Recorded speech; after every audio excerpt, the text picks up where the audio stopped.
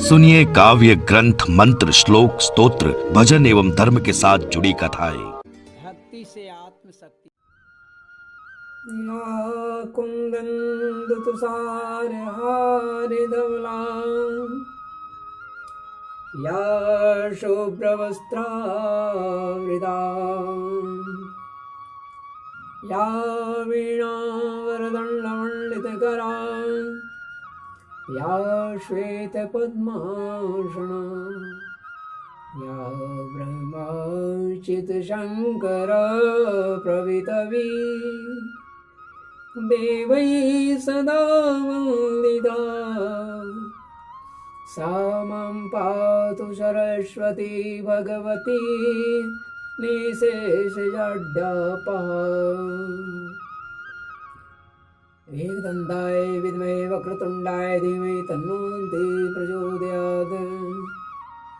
गुरु ब्रह्मा गुरु विष्णु गुरुदेवो महेश्वर, गुरु साक्षात् परं ब्रह्म तस्मै श्री गुरुवे नमः। भगवान की कथाएं अनेक हैं, अनंत हैं। हर कथा किसी न किसी चीज को, खास करके भक्ति अवश्य प्रदान करता है। बहुत पुण्य वाले होते हैं वही कथा को सुन पाएंगे। आसान नहीं है भगवान की धर्ममयी कथा को कोई सुन ले। कहा जाता है बहुत पुण्य उदय होने पर भागवत कथा की चर्चा कर पाता है। बहुत पुण्य उदय होने पर भागवत की कथा, भागवत श्री महापुराण का दर्शन या स्पर्श होता है। बहुत पुण्य उदय होने पर ही भागवत उसके घर में होता है, और बहुत पुण्य होने पर भी श्रीमद् भागवत की का अध्याय या कथाएं सुन पाता है। और अति कृपा जब प्रभु की होती है तभी वह भागवत को पढ़ने का प्रयास करता है। मैं इतना पुण्यात्मा नहीं हूँ ऐसा न समझ लें कि मैं बहुत पुण्यात्मा हूँ। पता नहीं जनमानस को भागवत सुनवाने का क्यों मुझे आंतरिक इच्छा पैदा की गई, मैं कैसे किया। और जिसे पूर्ण रूपेण संस्कृत की शब्दों से पूर्णतः परिचित नहीं हो, वो भागवत की पाठ करने लगे। इसी से आप अंदाज लगा लें कि सर्वशक्तिमान है, जिसको चाहे वह उससे वो काज करवा लेता है।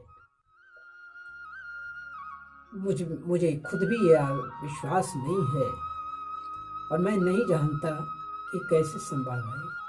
आखिर वह कौन शक्ति है जो मुझे ये करवा रहा है। अतः इस संपूर्ण विश्व में कोई तो शक्ति है, कोई तो महाशक्ति है। आखिर कैसे संभव है जिसकी जीवा टेढ़ी संस्कृत का उच्चारण नहीं कर पाता, वो श्रीमद् भागवत जैसे क्लिष्ट मंत्रों का उच्चारण टूटी फूटी भाषा में कर ले रहा है। वे जो मेरे सुहे हितैषी हैं, वे गुरुजन जो मुझ पर विशेष कृपा रखते हैं, वे ब्राह्मणगण, वे मित्रगण जो मुझे निरंतर मेरी उत्थान की कामना करते हैं, भगवान उनको आशीर्वाद प्रदान करे। मैं यही कहूँगा।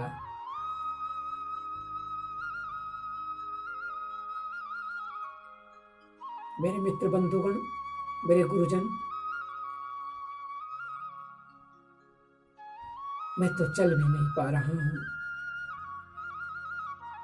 फिर भी आप तक के प्रेषित कर रहा हूँ। कोई अहंकार नहीं है, एक लालसा थी, प्रभु की प्रेरणा थी या माँ की प्रेरणा है जो मैं इसे आप तक प्रेषित कर रहा हूँ। जब तक मेरी उम्र है तब तक मैं श्रीमद् भागवत का पाठ आरंभ कर रखा हूँ। जिस दिन मेरी सांसें नेत्र, कर्ण, मुख, जिह्वा, नासिका कार्य करना बंद कर देगा, उस दिन फिर मुझे आप नहीं सुन पाएंगे। इसलिए प्रभु से प्रार्थना है कि जब दोनों खंड मैं भागवत का समाप्त कर दूं, जहां ले चलोगे वहीं मैं चलूंगा, जहां रख दोगे ना वहीं पे रहूंगा।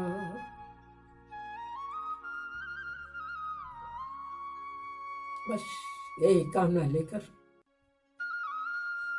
निरंतर भागवत की तरफ बढ़ा हूं। और मैं अपने मित्र गणों को, जो असमर्थ, जो बैठ नहीं सकते, समय अभाव है, उनके लिए इस भागवत के पाठ मैं प्रेषित भी करता हूँ। और ऐसे पूर्ण रूपेण श्री हरि को ही यह कथा मैं सुनाता हूँ। निरंतर श्री हरि और आद्य शक्ति को ही यह कथा सुनाता हूँ, उसी के बाद आप तक प्रेषित करता हूँ। मुझे क्षमा करेंगे, क्योंकि मेरा जो कुछ है, मेरा अपना कहकर जो कुछ है, वो मेरे श्री हरि को ही अर्पित है, महात्मा शक्ति को ही अर्पित है।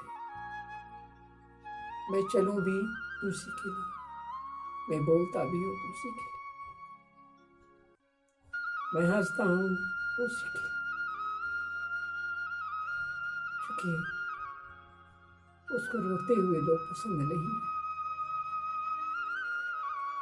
चुपचाप बैठे हुए लोग पसंद नहीं हैं। इसलिए जो मेरा है वो उसका है। इसलिए मैं बार बार उससे कहता हूँ, तू मुझ में है, मैं तुझ में हूँ, मैं इसके आगे क्या कहूँ, तू मुझ में है, मैं तुझ में। अब आगे पूर्ण निर्णय, खैर बहुत कुछ कहा गया है, क्षमा कीजिएगा। बहुत मैं आ जाने के कारण मुझसे कुछ बातें कही गई है, क्षमा कीजिएगा। आज मैं श्रीमद् भागवत महापुराण के प्रथम खंड के तृतीय स्कंद के अर्थात 22वां अध्याय, जिसमें शीर्षक है देवहूति के साथ कर्दमा प्रजापति का विवाह होता है, और उसके बाद उनके ही गर्भ से भगवान नारायण अवतार लेते हैं, जिसको आप पहले से भी आप जानते हैं कि वो अवतार किस चीज का है। वास्तव में कश्यप मुनि एक कंदर मुनि ही उन्हीं का ये अंग, और प्रभु की कंदर मुनि और देवहूति के गर्भ से कपिल मुनि का प्रादुर्भाव होता है, जो श्री हरि के ही अंशावतार है। उन्हीं की कथा आज अभी मैं विवाह, उसके बाद उनका भी कथा कहूँगा।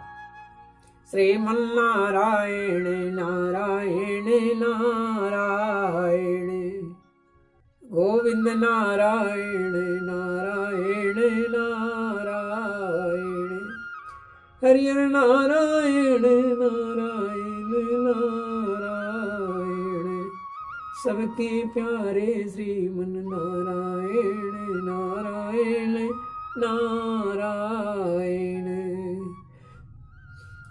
गोपियों के राज दुलारे श्रीमन नारायण नारायण नारायण, वृंदावन के रखवाले श्रीमन नारायण नारायण नारायण।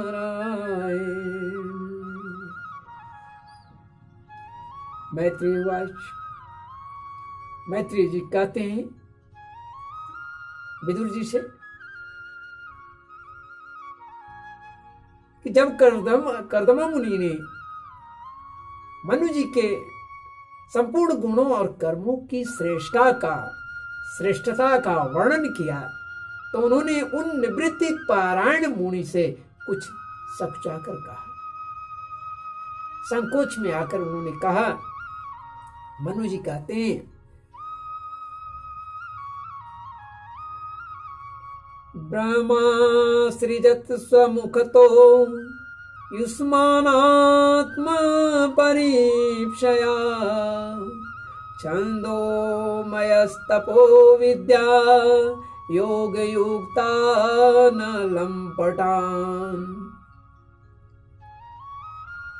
कहते हैं कि मुनि, वेद मूर्ति भगवान ब्रह्मा ने अपने वेद में विग्रह की रक्षा के लिए तप, विद्या और योग से संपन्न तथा विषयों में अनासक्त आप ब्राह्मण को अपने मुख से प्रकट किया है और फिर उन सहस्त्र चरणों वाले विराट पुरुष ने आप लोगों की रक्षा के लिए ही अपनी सहस्त्रों भुजाओं से हम क्षत्रियों को उत्पन्न किया है। इस प्रकार ब्राह्मण उनके हृदय और क्षत्रिय शरीर कहलाते हैं। अतः एक ही शरीर से संबंध होने के कारण अपनी अपनी और एक दूसरे की रक्षा करने वाले उन ब्राह्मण और क्षत्रियों की वास्तव में श्री हरि ही रक्षा करते हैं। इन दोनों की रक्षा श्री हरि ही करते हैं, जो समस्त कार्य कारण रूप होकर भी वास्तव में निर्विकार हैं। आपके दर्शन मात्र से ही मेरे सारे संदेह दूर हो गए, क्योंकि आपने मेरी प्रशंसा के मिस्से स्वयं ही प्रजा पालन की इच्छा वाले राजा के धर्मों का बड़े प्रेम से निरूपण किया है।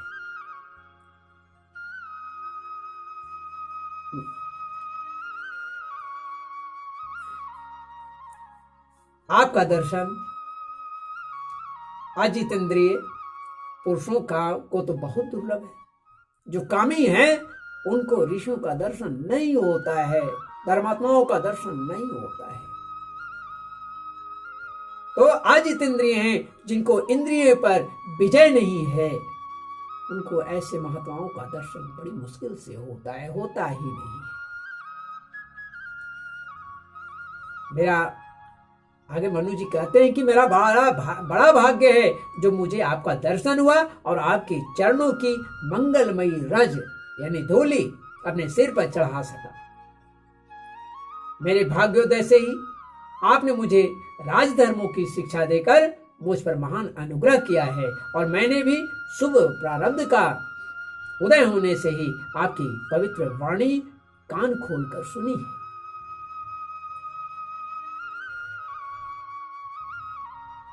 तब फिर कहते हैं मनु जी, फिर कहते हैं, स भवान दूहि तृष्णेह परिक्लिष्टात्मनो मम।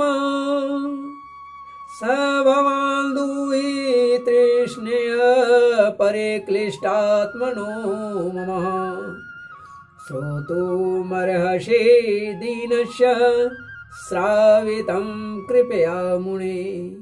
प्रियव्रतोत्तान पदो स्वसेयं दुहिता मम। अनैच्छति पतिं युक्तं वयाशील गुणादिभिः।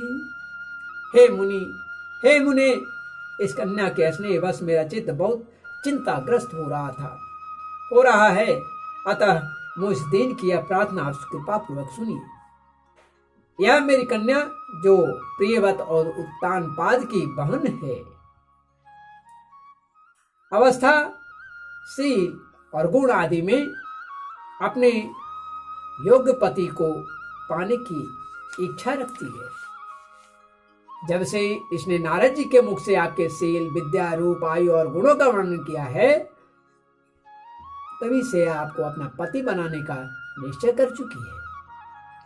हे द्विजवर, मैं बड़ी श्रद्धा से आपको यह कन्या समर्पित करता हूं, आप इसे स्वीकार कीजिए। यह गृहस्थोचित कार्यों के लिए सब प्रकार आपके योग्य है। आप ही का योग्य है। जो भोग स्वतः प्राप्त हो जाए उसके अवहेलना करना नहीं चाहिए। करना विरक्त पुरुष को भी उचित नहीं है। जो स्वतः प्राप्त हो जाए। फिर विषयासक्ति की तो बात ही क्या है। जो पुरुष स्वयं प्राप्त हुए भोग का निरादर कर, जो स्वयं ही प्राप्त हो रहा है भोग और उसका अगर निरादर करता है, किसी कृपण के आगे हाथ पसारता है, किसी कंजूस के आगे हाथ पसारता है, उसका बहुत फैला हुआ यश भी नष्ट हो जाता है। अतः जो स्वतः प्राप्त हो रहा है उसे अवश्य ग्रहण कर लेनी चाहिए। अन्यथा उसका बहुत दूर तक फैला हुआ यश भी नष्ट हो जाता है और दूसरों के तिरस्कार से मान भंग भी होता है, अपमानित होता है वो। विद्वान, मैंने सुना है आप विवाह करने के लिए उद्यत हैं, तैयार हैं। आपका ब्रह्मचर्य एक सीमा तक है। आप नैष्ठिक ब्रह्मचारी तो हैं नहीं। इसलिए अब इस कन्या को स्वीकार कीजिए। मैं इससे आपको अर्पित करता हूं। सम्राट मनु ने बात जब कहा, तब ऋषि कहते हैं, कर्दमा मुनि ने कहा, ठीक है, मैं विवाह करना चाहता हूं और आपकी कन्या का भी किसी के साथ वाग्दान नहीं हुआ है, इसलिए हम दोनों का सर्वश्रेष्ठ ब्राह्म क्या होता है। तो मनुस्मृति में 8 प्रकार के विवाह का उल्लेख किया गया है। पहला ब्राह्म, दूसरा दैव, तीसरा आर्ष, चौथा प्राजापत्य, पांचवा आसुर, छठा गंधर्व, सातवां राक्षस और आठवां पिशाच, जिसको पैशाच कहते हैं। तो इनके लक्षण वही तीसरे अध्याय में देखने चाहिए। इसमें पहला सर्वश्रेष्ठ माना गया है। इसमें पिता योग्य वर को कन्या का दान करता है, यही ब्राह्मण है। तो ब्राह्म विधि से विवाह करना ही उचित होगा। अब ब्राह्म विधि क्या है, ब्राह्म क्या है? तो मनुस्मृति में 8 प्रकार के विवाह के विधि बतलाए गए हैं, जिसमें ब्राह्म सबसे उत्तम माना गया है, जिसमें पिता स्वयं ही कन्या को दान करता है। दूसरा है गंधर्व, तीसरा राक्षस, क्षमा कीजिएगा, पहला ब्राह्म, दूसरा दैव, तीसरा आर्ष, चौथा प्रजापत्य, पांचवा आसुर, छठा गंधर्व, सातवां राक्षस और आठवां पैशाच। इसके लक्षण तीसरे स्कंद में ही, तीसरे अध्याय में देखने को मिलेगा। तीसरे अध्याय ने तृतीय खंड के तृतीय स्कंद में। तो इसमें ब्राह्म विधि से मुनि विवाह करने के लिए तैयार हो गए हैं। कहते हैं कि राजन, वेदोक्त विवाह विधि में प्रसिद्ध जो गृह्णामि ते इत्यादि मंत्रों में बताया हुआ काम यानी संतानोत्पादन रूप जो मनोरथ है,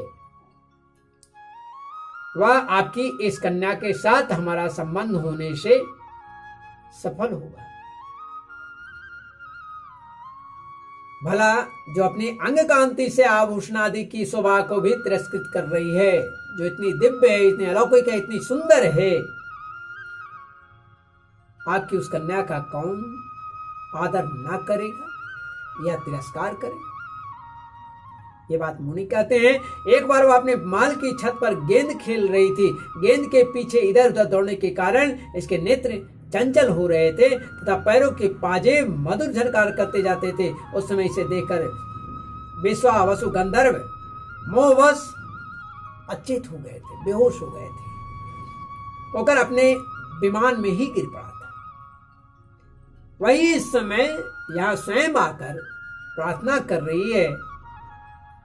ऐसी अवस्था में कौन ऐसा समझदार पुरुष होगा इसे स्वीकार नहीं करेगा, अर्थात स्वीकार करेगा। यह तो साक्षात आप महाराज स्वयं हुआ मनु की दुलारी कन्या और उत्तानपाद की प्रिय बाण है, प्यारी बाण है, तथा यह रमणियों में रत्न की समान है। जिन लोगों ने कभी श्री लक्ष्मी जी के चरणों की उपासना नहीं की है उन्हें तो इसका दर्शन भी नहीं हो सकता है।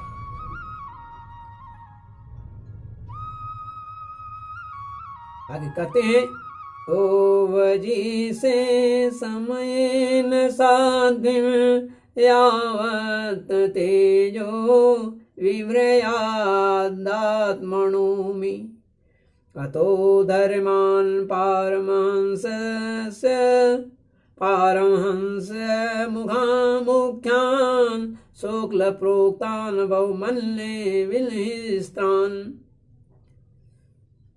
अतः मैं आपकी साध्वी कन्या को अवश्य स्वीकार करूंगा, किंतु एक शर्त के साथ अवश्य स्वीकार करूंगा। क्या है सर? जब तक इसके संतान नहीं हो जाएगी तब तक मैं गृहस्थ धर्मानुसार इसके साथ रहूंगा। इसके बाद भगवान के बताए हुए संन्यास प्रधान हिंसा रहित समदमादि धर्मों को भी कोई अधिक महत्व दूंगा, जिनसे इस विचित्र जगत की उत्पत्ति हुई है, जिसमें यह लीन हो जाता है और जिसके आश्रय से यह स्थित है। मुझे तो वे प्रजापतियों के भी पति भगवान श्री अनंत ही सबसे अधिक मान्य है। इस प्रकार मनु जी का कर्दमा ने मनु जी से जब कहा, तब मैत्रेय जी कहते हैं कि हे प्रचंड धनुर्धर विदुर। विदुर जी कोई साधारण धनुर्धर नहीं थे, इसलिए कहते हैं कि कर्दमा जी की केवल इतना ही कह सके, कर्दमा जी केवल इतना ही कह सके, फिर वे हृदय में भगवान कमलनाभ का ध्यान करते हुए मौन हो गए। उस समय उनके मंद हास्य युक्त मुख कमल को देखकर देवहूति का चित्त लुभा गया। मनु जी ने देखा कि इस संबंध में महारानी शत्रुपा और राजकुमारी की स्पष्ट अनुमति है, अतः उन्होंने अनेक गुणों से संपन्न कर्दम जी को उन्हीं के समान गुणवती कन्या का प्रसन्नतापूर्वक दान कर दिया। महारानी शत्रुपा ने भी बेटी और दामाद को बड़े प्रेम पूर्वक बहुत से बहुमूल्य वस्त्र आभूषण और गृहस्थोचित पात्रादि यानी बर्तन दहेज में दिए। इस प्रकार सुयोग्य वर को अपनी कन्या देकर महाराज मनु निश्चिंत हो गए। चलती बार उसका वियोग न सह सकने के कारण उन्होंने उत्कंठावश बेबल चित्त होकर उसे अपनी छाती से चिपटा लिया और बेटी बेटी कहकर रोने लगी।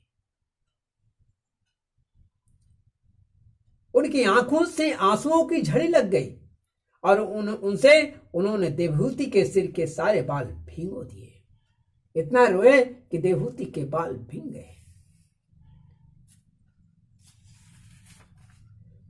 फिर वे मुनिवर कर्दमा जी से पूछकर उनकी आज्ञा ले रानी के सहित रथ पर सवार हुए और अपने सेवकों सहित ऋषि कुल सेवित सरस्वती नदी के दोनों तीरों पर मुनियों के आश्रमों की शोभा देखते हुए अपनी राजधानी में चले आए।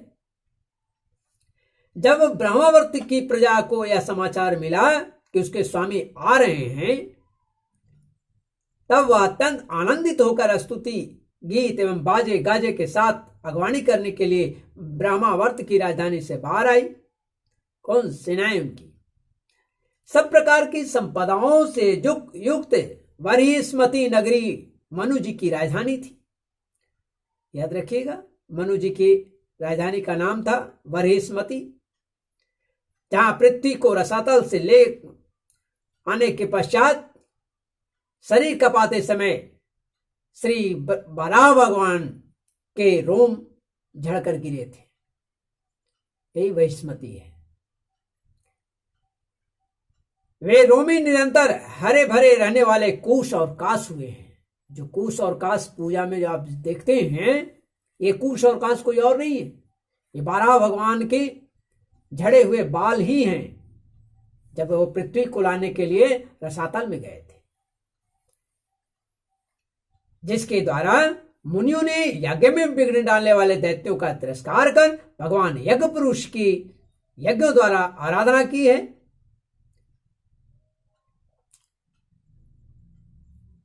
महाराज मनु ने भी श्री बारह भगवान से भूमि रूप निवास स्थान प्राप्त होने पर इसी स्थान में कूश और काश की क्या बरही, बरही मने चटाई, इसी कूश और काश की चटाई बिछाकर श्री यज्ञ भगवान की पूजा की थी। जिस बरहिस्मति पुरी में मनु जी निवास करते थे, उसमें पहुंचकर उन्होंने अपने त्रिताप नाशक भवन में तीनों तापों को नाश करने वाला दैहिक, दैविक और भौतिक, ये तीन ताप हैं, तो इन तीन तापों को नाश करने वाले भवन में प्रवेश किया। वहां अपनी भार्या और संतति के सहित बच्चों के साथ वे धर्म, अर्थ, काम, धर्म, अर्थ और मोक्ष के अनुकूल भोगों को भोगने लगे। प्रातःकाल होने पर गंधर्वगण अपनी स्त्रियों के सहित उनका गुणगान करते थे, किंतु मनु जी को इसमें कोई आसक्ति नहीं थी। इसमें आसक्त नहीं थे कि मेरा कोई जयगान करे, जयघोष करे, गुणगान करे। आसक्त न होकर प्रेम पूर्ण हृदय से श्री हरि की ही कथाएं सुना करते थे। वे इच्छानुसार भोगों का निर्माण करने में कुशल थे, किंतु मननशील और भगवत पारायण होने के कारण भोग उन्हें किंचित भी विचलित नहीं करती थी। भगवान विष्णु की कथाओं का श्रवण, ध्यान, रचना और निरूपण करते रहने के कारण उनके मनवंतर को व्यतीत करने वाले क्षण एक एक क्षण व्यर्थ नहीं जाते थे, निरंतर कुछ न कुछ करते ही रहते थे। इस प्रकार अपनी जागृत आदि तीनों अवस्था में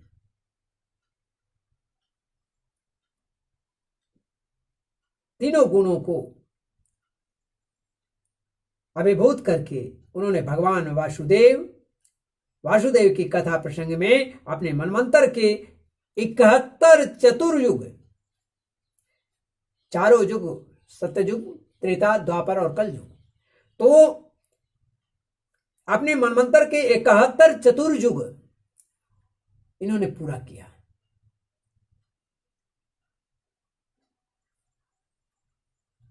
आगे कहते हैं मैत्रेय जी कि विदुर जी, जो पुरुष श्री हरि की आश्रित रहता है, जो श्री नारायण के ही चरणों में प्रेम करता है, श्री नारायण को ही सब कुछ समझता है, उसे शारीरिक, मानसिक, दैविक, मानुषिक अथवा भौतिक दुख कभी सता ही नहीं सकता है। क्षण भर के लिए आएगा, जैसे किसी ऐसे भोजन कर लेने पर ढकार आती है, छींकें आती है, उसी तरह अगर कई जन्मों के कर्मों, पाप कर्मों के कारण अगर कुछ कष्ट आया भी तो वह स्वतः ही समाप्त हो जाता है श्रीहरि की कृपा से, स्वतः ही उसका नाश हो जाता है। इसलिए बंधुवर, मैं यही कहूंगा कि निरंतर श्रीहरि की कथाओं में श्रीहरि के चरणों में, श्रीहरि के भक्ति में ही लगे, कार्य करते रहे, कर्तव्य करते रहे, कर्तव्य से छोड़ना नहीं। कर्तव्य को, प्रजा पालन आपका धर्म है। प्रजा का मतलब राजा और प्रजा की बात नहीं कर रहा हूं मैं, आप अपने घर के राजा हैं, बच्चे समाज आपकी प्रजा है। ये धर्म के अनुसार उसे कार्य करते हुए, रक्षा करते हुए श्री हरि के चरणों में लगे रहें, हर कार्य के साथ श्री हरि जुड़े रहें, ये मैं कह रहा हूं। तो मनु जी निरंतर समस्त प्राणियों के हित में लगे रहते थे। इसी तरह आप भी कोशिश करें, हम भी कोशिश कर रहे हैं। मुनियों के पूछने पर उन्होंने मनुष्यों के तथा समस्त वर्ण और आश्रमों के अनेक प्रकार के मंगलमय धर्मों का विवर्णन किया है। और यह वर्णन आपको मिलेगा कहाँ? यह वर्णन मनु संगीता में, यह वर्णन जो है, जिसका नाम मनु संगीता के नाम से जाना जाता है, मनु संगीता में के रूप में अब ये प्राप्त होगा।